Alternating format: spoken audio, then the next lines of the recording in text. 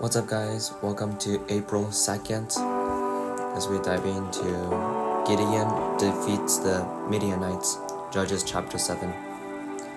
So, Jerubbaal, that is Gideon, in his army got up early and went as far as the spring of Harod. The armies of Midian were camped north of them in the valley near the hill of Moreh. The Lord said to Gideon, "You have too many warriors with you. If I let all of you fight the Midianites, the Israelites will boast to me that they saved themselves by their own strength. Therefore tell the people, whoever is timid or afraid may leave this mountain and go home." So 22,000 of them went home, leaving only 10,000 who were willing to fight. But the Lord told Gideon, There are still too many. Bring them down to the spring, and I will test them to determine who will go with you and who will not." When Gideon took his warriors down to the water, the Lord said to him, "Divide the men into two groups. In one group, put all those who cup water in their hands and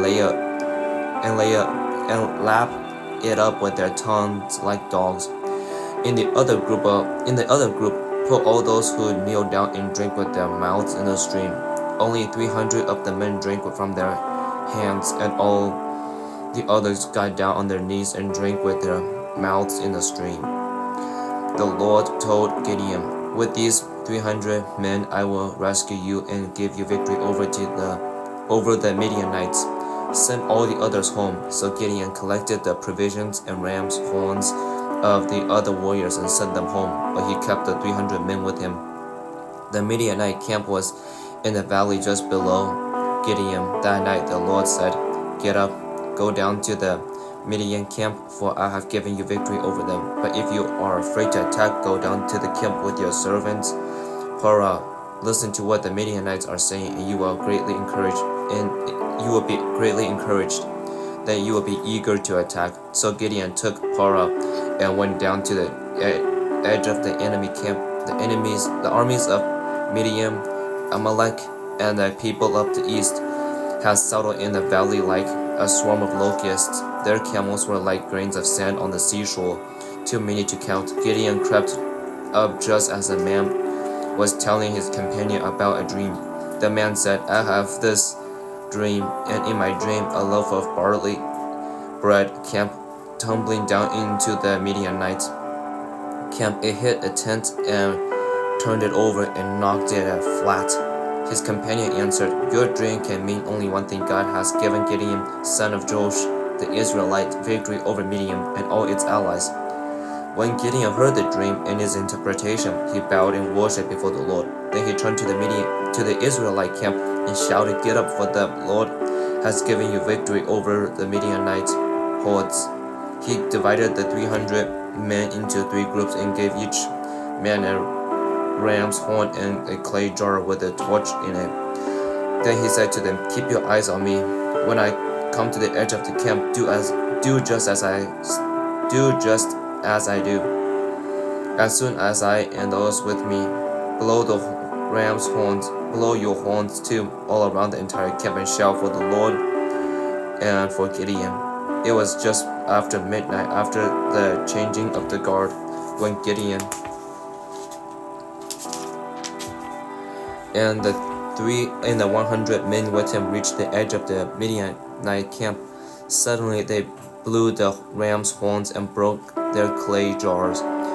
Then all three groups blew their horns and broke their jars, and they held the blazing torches in their left hand and the horns in their right hands, and they all shouted, "A sword for the Lord and for Gideon." Each man stood at his position around the camp and watched as all the Midianites rushed around in panic, shouting as they ran to escape. When the 300 Israelites blew their ram's horns, the Lord caused the warriors in the camp to fight against each other with their swords. Those who were not killed fled to places as far as Beth Shettah near Zeorah and to the border of Abel Meholah near Tabbath. Then Gideon sent for the warriors of Naphtali, Asher, and Manasseh who joined in chasing the army of Midian. Gideon also sent messengers throughout the hill country of Ephraim, saying, "Come down to attack the Midianites, cut them off at the shadow crossings of the Jordan River at Beth-barah." So all the men of Ephraim did as they were told, and they camped Oreb and Zeb, the two Midianite commanders, killing Oreb at the rock of Oreb, and Zeb at the winepress of Zeb and they continued to chase the Midianites. Afterward, the Israelites brought the heads of Oreb and Zeb to Gideon, who was by the Jordan River. Chapter 8. Gideon kills Zebah and Zalmunna. Then the people of Ephraim asked Gideon, "Why have you treated us this way? Why didn't you send for us when you first went out to fight the Midianites?" And they argued heatedly with Gideon. But Gideon replied, "What I accomplished compared to you? Aren't even the leftover grapes of Ephraim's harvest better than the entire crop of my little clan of Abelezer? God gave you victory over Arab and Zeb, the commanders of the Midianite army. What have I accomplished compared to that?" When the men of Ephraim heard Gideon's answer, their anger subsided. Gideon then crossed the Jordan River with his 300 men, and though exhausted, they continued to chase the enemy. When they reached Succoth, Gideon asked the leaders of the town, "Please give my warriors some food. They are very tired. I am chasing Zebah and Zalmunna, the kings of Midian."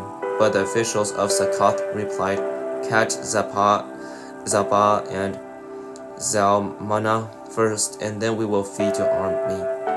So Gideon said, "After the Lord gives me victory over Zebah and Zalmunna, I will return and tear your flesh with the thorns and barriers from the wilderness."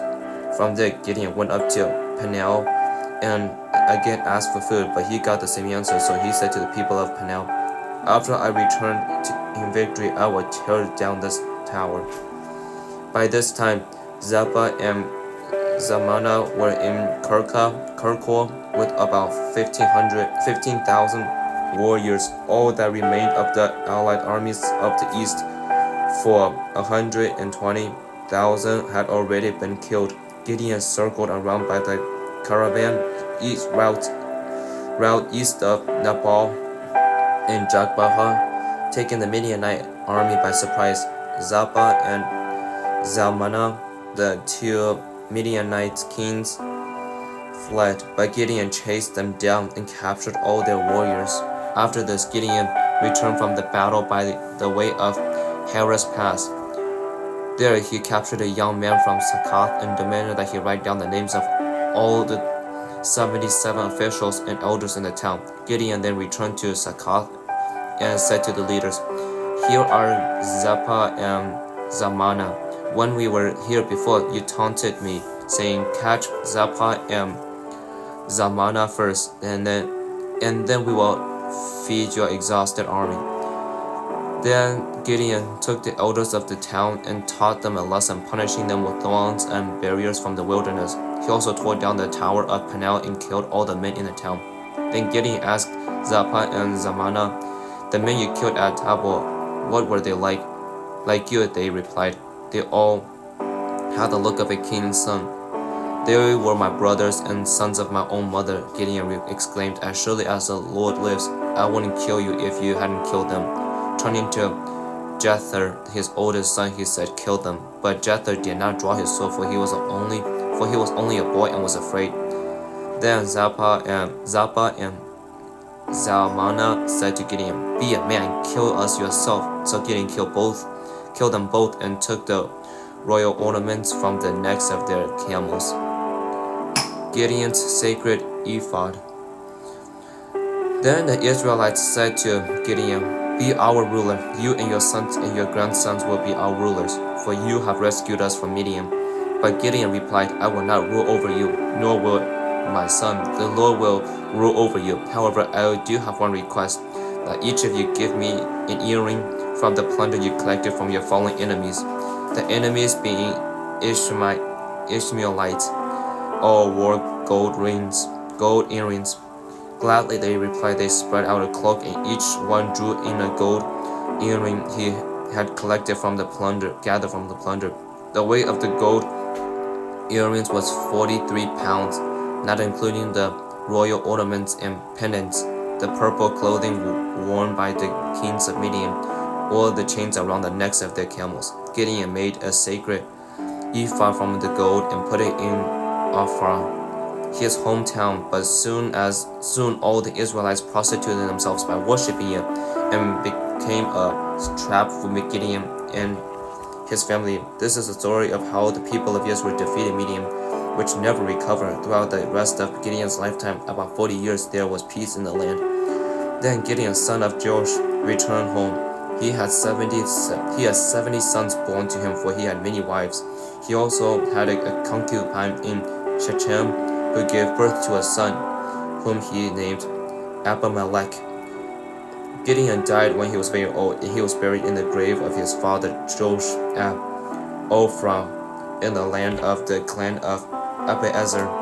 As soon as Gideon died, the Israelites prostituted themselves by worshipping the images of Baal, making Baal Berith their god. They forgot the Lord their God, who had rescued them from all their enemies and surrounding them. Nor did they show any loyalty to the family of Jerubbaal, that is Gideon, despite all the good he had done for Israel. Chapter 9. Abimelech rules over Shechem. One day, Gideon's son Abimelech went to Shechem to visit his uncles, his mother's brothers. He said to them and to the rest of his mother's family, "Ask the leading citizens of Shechem whether they want to be ruled by all 70 of Gideon's sons or by one man, and remember that I am your own flesh and blood." So Abimelech's uncle gave this message to all the citizens of Shechem on his behalf, and after listening to this proposal, the people of Shechem decided in favor of Abimelech because he was their relative. They gave him 70 silver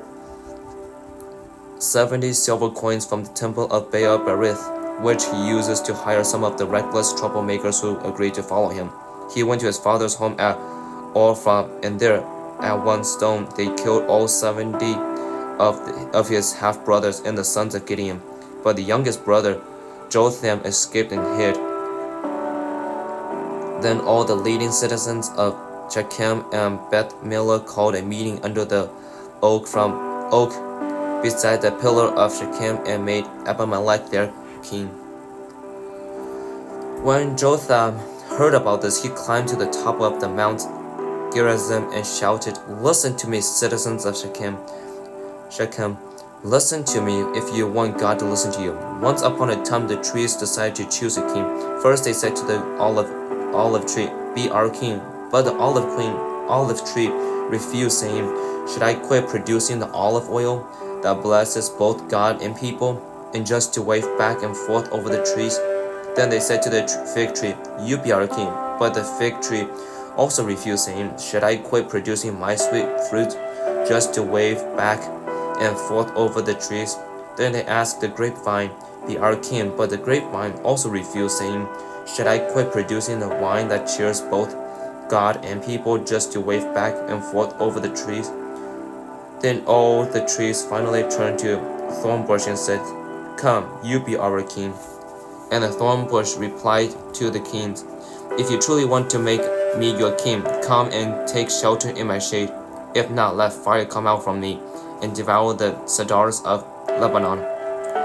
Jotham continued, Make sure you act honorably in good faith by making Abimelech your king, and that you have done right by Gideon and all of his descendants.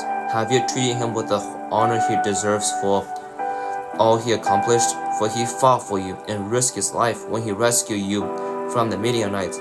But today you have revoked against my father and his descendants, killing his 70 sons on one stone, and you have chosen his slave woman's son Abimelech to be your king, just because he is your relative. If you have acted honorably and in good faith towards Gideon and his descendants today, then may you find joy in Abimelech and may he find joy in you. But if you have not acted in good faith, then may fire come out from Abimelech and devour the leading citizens of Shechem and Beth Millo, and may fire come out from the citizens of Shechem and Beth Millo and devour Abimelech. Then Jotham escaped and lived in Beer because he was afraid of his brother Abimelech. And so that's the end for today. Sheesh, I did not even know about this side of the story when it comes to Gideon's family. That is some tough family drama. But it's crazy how Gideon has 70 sons, and probably daughters as well. So there's probably more than just 70. I think there's probably more than just 70 children that Gideon has and stuff. But yeah, I think some of us are familiar with the story of Gideon and how like God basically limiting, like cutting down his army one bit at a time. And the reason for why he did that is so that, like he explained, is like so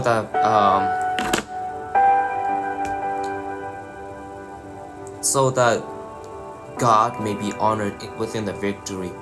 And with that, sometimes I feel like it's hard for us to acknowledge what God has done for us when we succeed, because when we succeed, we kind of like sit in the good feeling of being successful, and then we start to become delusional, saying, "Oh, I did this. I'm the reason for why I'm so successful," instead of saying like, God is the reason for why I am being for the success that I have. And so I don't think God has any problems with people having success, but the problem is when people take credit where it's not their credit, or like disregard God, saying like, oh, pretending like God did not even help them when God did majority of the work. But that's just something that really stood out to me. And another thing that just stood out to me is like sometimes we could be sometimes it's easy for us to avoid as to why God makes such a nitpicky on like who can be in the fight.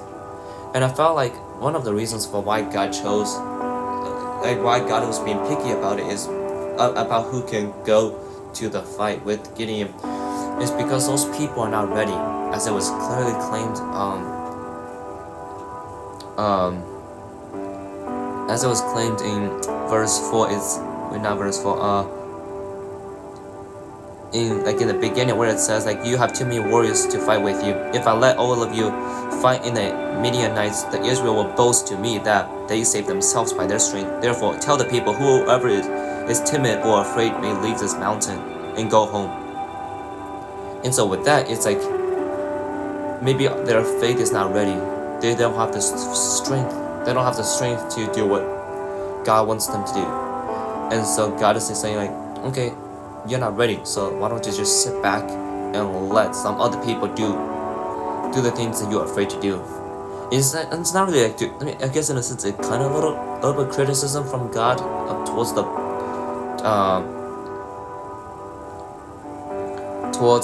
12,000 soldiers who went home.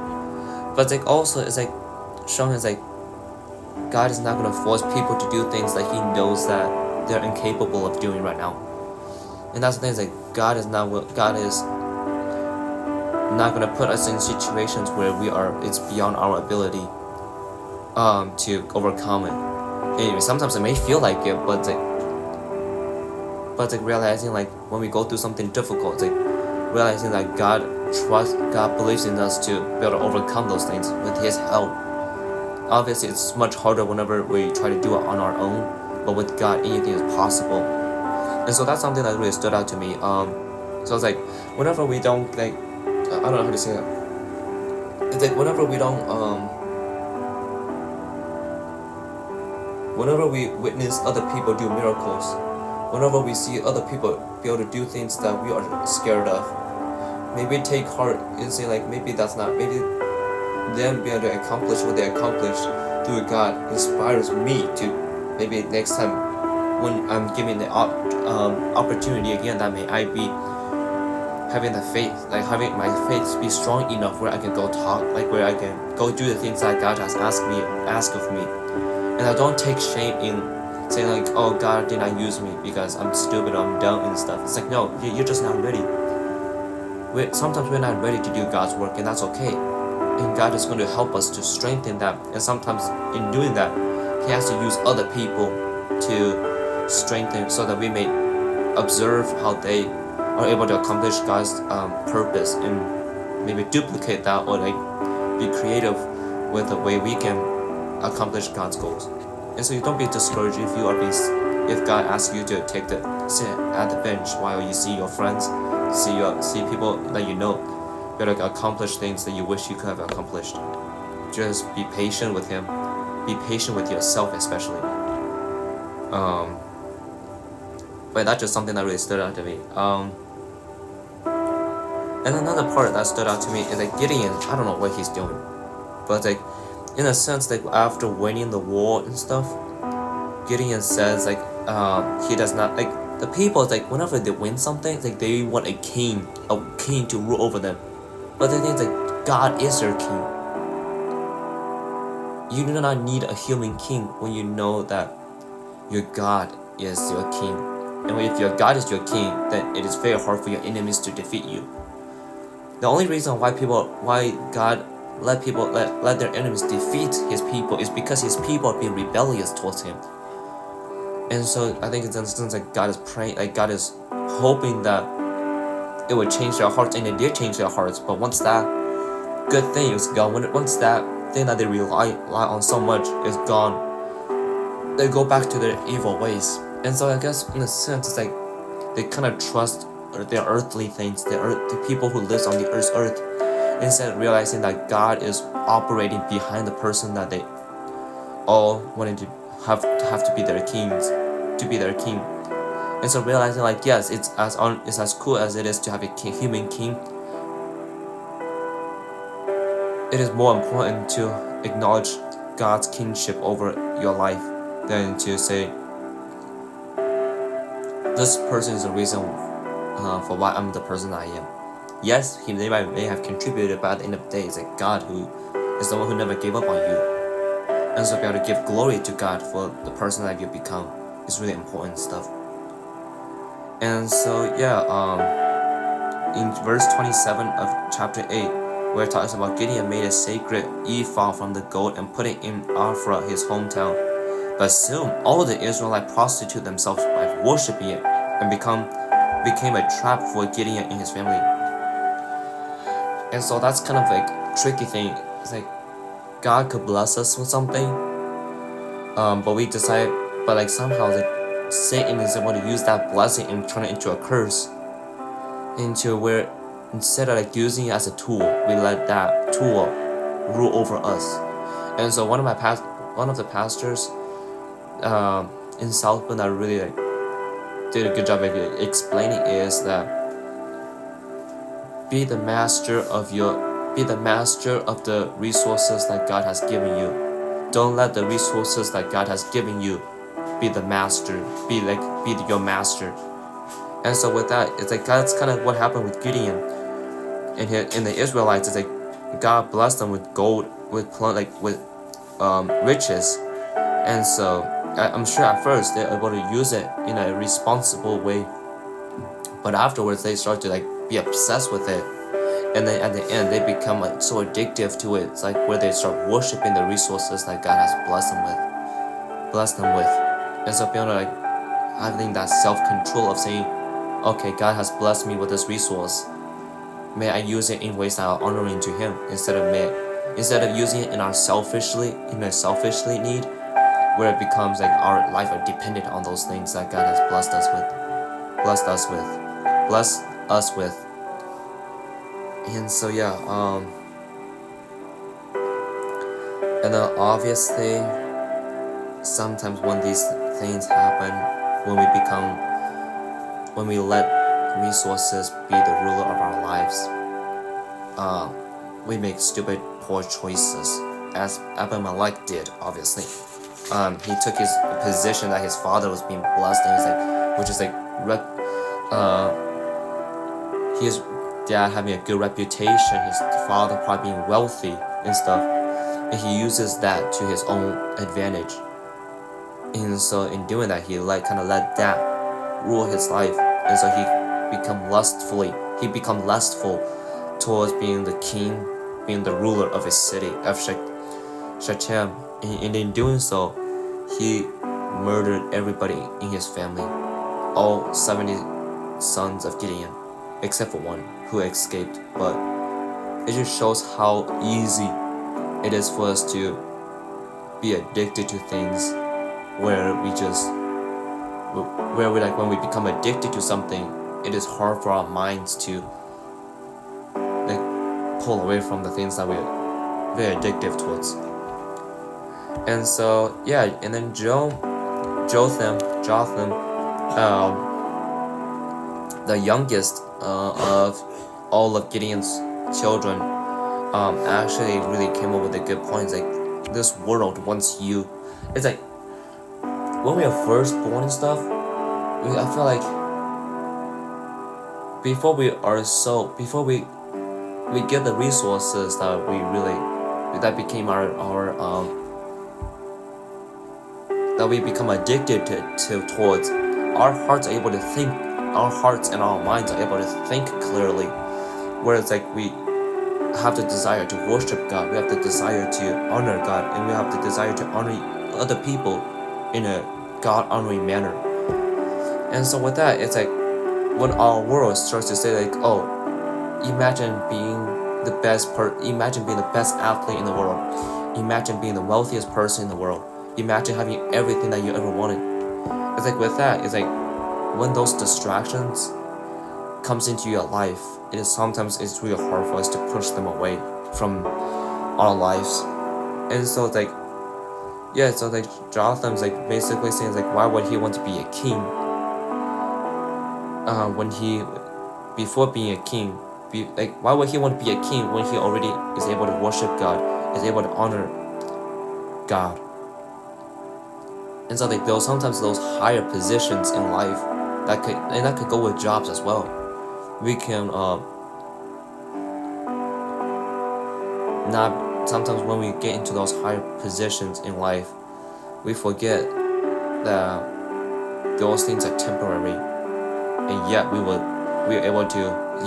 sometimes we're willing to say like, okay, I'm in this position, so how can I be benefited from this position, instead of asking the questions like, how can I honor Jesus, how can I honor God in the position that I'm given? I'm not saying that being fortunate in life is bad. It's not bad. It's all about how you use it. And so if you let, like I think I repeat this many times, but like if you let the cockiness, if you let the position of power be the position where you are living a comfortable life, that's where you can sometimes get yourself in trouble.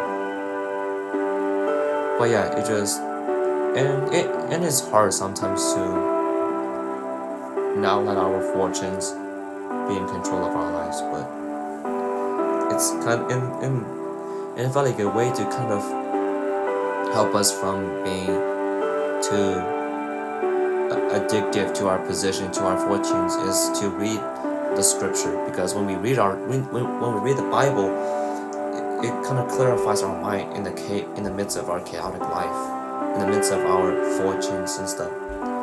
The Bible is like, if you can have God as the foundations of your life, and that sometimes requires you to read the Bible, then you're able to see more clearly how to honor God instead of how to be benefited from the position that you're in. And so yeah, other than that, I don't have anything else to really share. That's just something that really stood out to me about today's reading. But yeah, other than that, yeah, so may you guys go and walk with God.